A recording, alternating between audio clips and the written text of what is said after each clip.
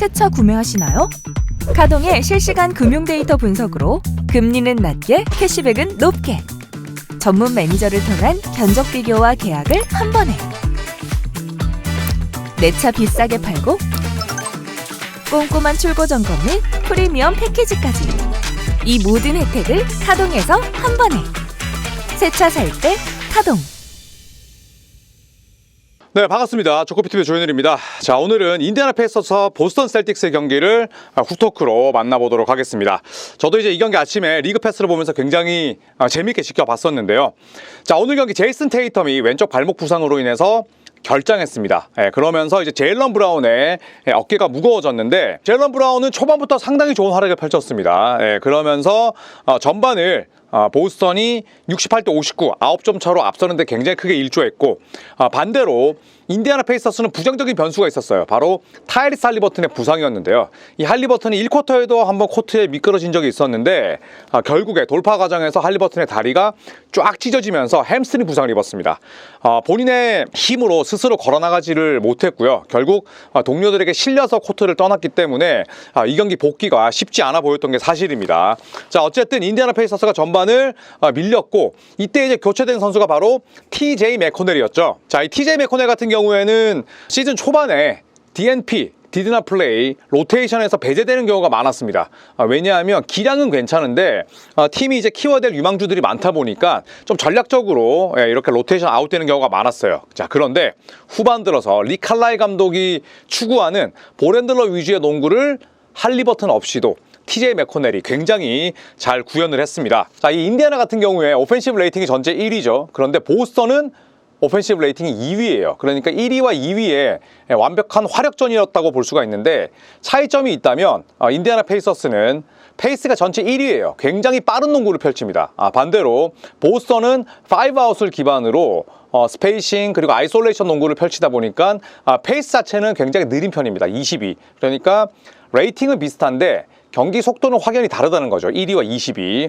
자, 그래서 칼라이 감독 같은 경우는 아까도 말씀드렸듯이 핸들러를 상당히 중시합니다. 그래서 댈러스 매버릭스 시절에도 3가드 시스템을 굉장히 많이 썼고요. JJ 바레아, 제이슨 테리, 제이슨 키드, 그리고 데빈 해리스 이런 선수들이 주금을 받았었죠. 그러면서 결국 칼라이 감독은 할리버튼이 빠졌지만 맥코넬 그리고 앤드루 네마드를 적극적으로 씁니다. 여기에 브루스 브라운, 에런 니스미스, 자, 이런 선수들을 백코트로 쓰면서 계속 볼핸들러를 최소한 3명은 세워놓는 그런 전략을 썼죠. 자, 이렇게 되면 결국 제일런 스미스 또 마일스 터너 역할이 중요해질 수밖에 없는데, 앞선 라인이 키가 작기 때문에 뒷선에서는 어느 정도 높이와 리바운드를 잡을 수 있는 빅맨들을 투입하는 게 중요하죠. 그래서 최근 들어서 인디애나가 계속 제일런 스미스, 마일스 터너 투빅을 투입을 합니다. 자, 할리버튼의 부재에도 불구하고 인디애나의 공격력은 굉장히 날카로웠습니다. 무려 11인 로테이션을 돌렸는데 아이지아 잭슨을 제외한 출전 선수 10명이 모두 다 12분 이상 뛰었어요. 그러니까 어느 정도 플로어에 나가서 맛만 보고 들어오는 게 아니라 연속성을 갖고 조직력을 맞춰가게끔 리 칼라이 감독이 설계를 한 거고요. 그런데 마일스 터너를 제외하면 30분 넘게 뛴 선수도 없었어요. 그러니까 특정 선수를 많이 내보내기보다는 어떻게 본다면 이제 약간 공산 농구인 거죠. 출전 시간을 딱딱 자르면서 아주 계획성 있게 로테이션을 돌렸습니다. 신 스틸러는 역시나 맥코넬이었는데 3쿼터 들어서 엄청난 허슬, 거기에 득점까지 가세를 하면서 왜 열렬한 사랑을 받는 선수인지를 그대로 증명을 하는 동시에 할리버튼의 빈자리를 잘 메웠습니다. 자, 반면에 보스턴은 베스트 5 모두 32분 이상 뛰었어요. 마줄라 감독의 생각은 자, 이렇게 우리가 테이텀의 빈자리를 잘 메우는 이상 오늘 이 경기는 어떤 식으로든 잡는다. 그러면서 출전 시간을 잘 조절하지 못한 거죠. 주전들 위주로 간 거니까.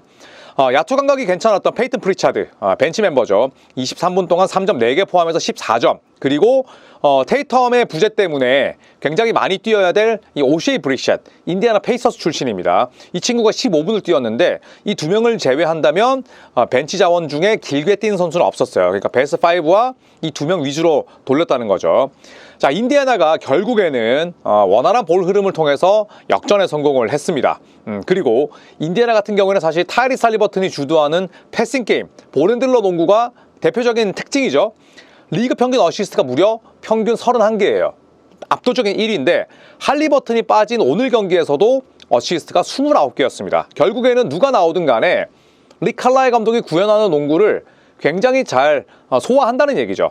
그래서 맥코넬이 어시스트 7개로 팀 내 최다였어요. 자, 보스턴 역시 테이텀의 부재를 뭐 잘 극복했습니다. 제일런 브라운이 40점 이상 넣었고요. 프리차드의 외곽, 그리고 알 호포드, 드루 할러데이, 포르징기스 이런 선수들이 번갈아 득점에 가세를 했고, 또 핸들러에 대한 부담을 포르징기스와 화이트가 패스로 잘 메웠어요. 이 두 선수가 어시스트를 11개나 합작을 했습니다. 자, 물론 뭐 데리 화이트는 백코트 자원이지만 포르징기스는 사실 뭐 패스가 엄청나게 뛰어난 선수라 볼 수는 없는데, 자, 오늘 어시스트가 7개였습니다.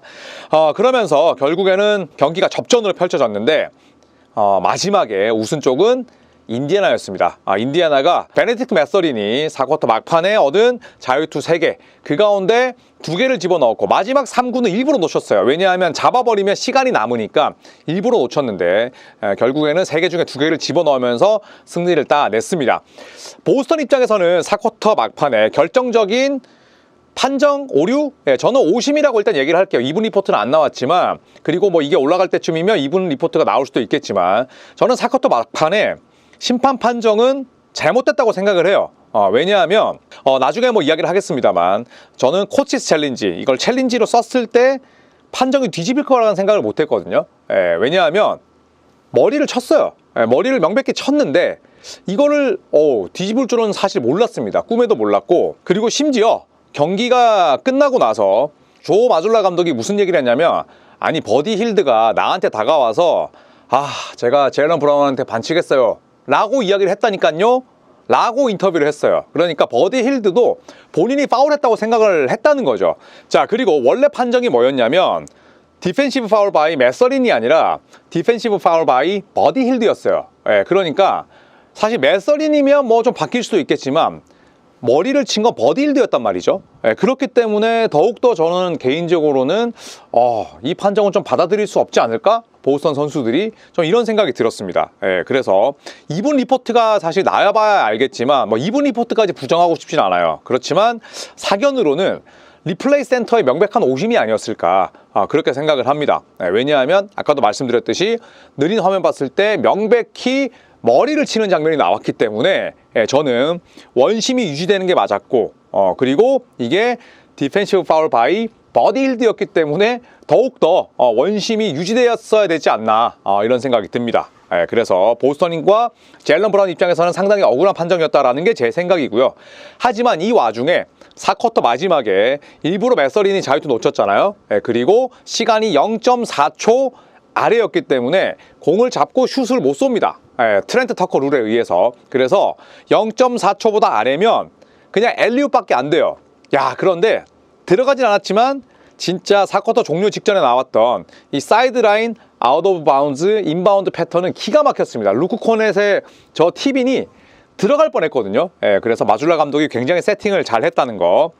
자, 반면에 인디애나 페이서스는 베네딕트 매서린이 완벽히 살아났습니다. 시즌 초반에 극도로 부진했거든요. 주전으로 뛰다가 너무 못하니까 벤치로 내렸어. 벤치로 내렸는데도 막 정신 못 차리고 굉장히 들쑥날쑥했습니다만 최근 들어서 어택 더 림도 많이 하고 3점도 잘 넣고 있고 굉장히 올바른 방향으로 성장을 하고 있습니다. 자, 그래서 할리버튼의 공백에도 불구하고 거둔 승리였기 때문에 1승 이상의 의미가 있겠고, 또 이 와중에 버디 힐드와 베네딕트 매서린이 동시에 살아났다는 점, 그리고 할리버튼이 경기 도중에 부상으로 코트를 떠났지만 그 역할을 앤드루 네마드나 혹은 TJ 맥커넬 같은 대체 자원들이 잘 해냈다는 점에서 저는 오늘 1승 이상의 의미와 가치가 있지 않을까 생각이 듭니다.